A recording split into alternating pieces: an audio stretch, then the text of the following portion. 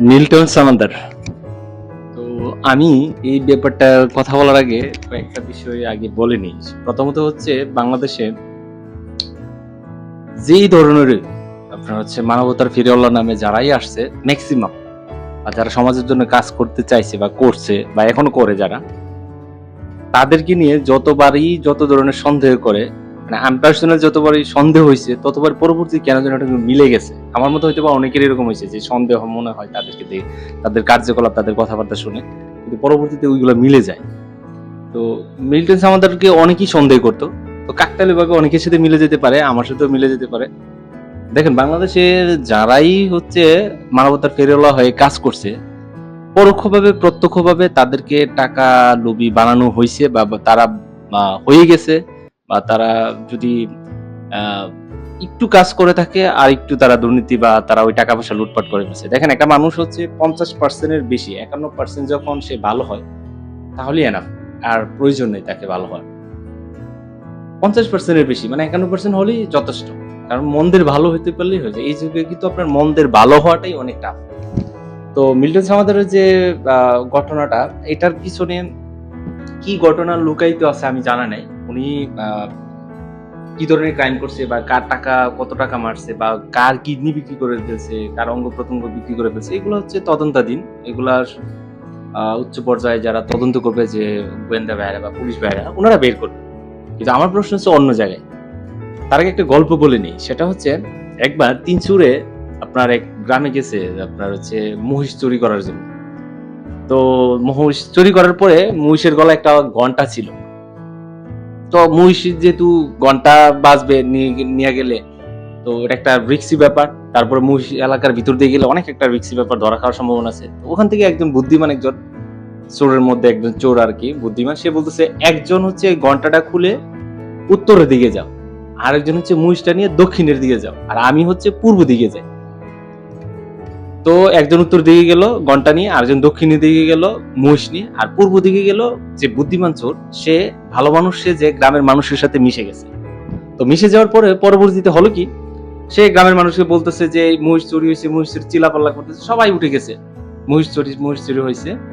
তো সে বলতেছে যে যেদিকে, যেহেতু গলায় ঘন্টা ছিল মহিষের, যেদিকে ঘন্টাটা বাজবে সেদিকে হচ্ছে মহিষটা পাওয়া যাবে। তো ওই যে উত্তর দিকে একজন মহিষ ঘন্টা নিয়ে দৌড় দিছিল, তখন গ্রামের সবাই উত্তর দিকে দৌড় দিছে ঘন্টার আওয়াজ শুনে। একটু পর যাওয়ার পরে উত্তর দিকে যে চোরটা গেছিল, সে ওইখানে ঘন্টাটা রেখে সে আবার চলে গেছে ওইখান থেকে। গ্রামের মানুষ উত্তর দিকে গিয়ে সে ঘন্টাটা পাইছে, পাওয়ার পরে ঘন্টা নিয়ে তাদের হই উল্লাহ যে ঘন্টা পাওয়া গেছে, ঘন্টা পাওয়া গেছে, ঘন্টা যেহেতু পাওয়া গেছে মহিষ পাওয়া যাবে, এরকম হই উল্লাহ। আর দক্ষিণে যে মহিষ নিয়ে অলরেডি সে চলে গেছে, পার হয়ে গেছে, নিরাপদ দূরত্বে চলে গেছে। আর পূর্বে যে লোকটা ভালো মানুষে যে গ্রামের সাধারণ মানুষের সাথে মিশে গেছিল, সে কিন্তু এখান থেকে কেটে পড়ছে। মোরাল অফ দ্য স্টোরি হচ্ছে এই প্রথম চোরে তার বুদ্ধি এবং তার বিচক্ষণতার কারণে দ্বিতীয় চোরও বাঁচলো, তৃতীয় চোরও বাঁচলো, গরু নিয়ে গেল। আর গ্রামের মানুষদেরকে বোকা বানিয়ে সবাইকে এখানে ঘন্টার পিছনে মানে এক প্রকার সময় নষ্ট করার সুযোগ দিল, এবং হচ্ছে গ্রামের মানুষ ঘন্টা নিয়ে মাতামাতি শুরু করলো, তারা এটা নিয়ে বাজনা শুরু করলো। কিন্তু এদিকে যে মহিষ চলে গেল সেটার খবর নাই। তো আমাদের দেশে হচ্ছে বিশেষ করে মিডিয়ার ম্যাক্সিমাম, কিছু সংখ্যক মিডিয়া অনেক ভালো, তারা সত্যটা প্রকাশ করে, কিন্তু ম্যাক্সিমাম মিডিয়ার ক্ষেত্রে হয় তারা প্রতি বছর, মানে প্রতি বছর, প্রতি মাসে, প্রতি সপ্তাহে এমন একটা টপিক বের করে এটা নিয়ে এমন ভাবে ঘন্টা বাজাইবো, সাধারণ মানুষ আমরা এটা নিয়ে লাফালাফি করি, পিছন দিয়ে অন্য কিছু চলে যায়। এই যে মিল্টন সামাদের আগে একটা টপিক ছিল সাবেক আইজিপি, এটা বললে হয়তো বা আপনারা অনেকেই জানেন, নাম বলার প্রয়োজন নাই। ওনার যে হাজার হাজার কোটি টাকা দুর্নীতি ছিল, এগুলা নিয়ে এখন সাধারণ মানুষ একদম নীরব, জানেও না, ওটার এখন টপিক নাই।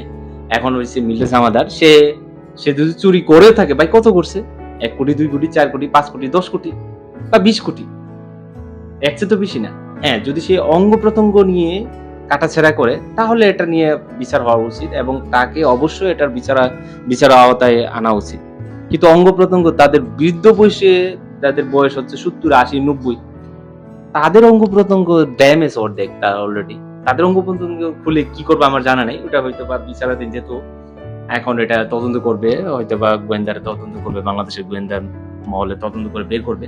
কিন্তু আমার প্রশ্ন ওইটাই যে সে যদি 20 কোটি টাকা নিয়েও থাকে, তার এটা যেভাবে আমাদের আইওয়াশ করা হয়েছে, যেটাকে বলে মিডিয়া ওয়াশ, সেভাবে যদি সাবেক আইজিপি বেনজির আহমেদের নিয়ে এসে যদি ওটা করা হতো, তাহলে হয়তো আরো মানুষ আরো সচেতন হতো, আরো দুর্নীতিবাজরা আরো মানে এই ক্ষেত্রে ভয় পাইতো দুর্নীতি করার ক্ষেত্রে। কিন্তু এটা না করে তারা করছে কি, এখন মিল্টন সামাদারের পিছনে পড়ে গেছে। মিল্টন সামাদারের দুর্নীতি, সে টাকা, এত টাকার গাড়ি চালায়, এত টাকার মালিক হয়েছে।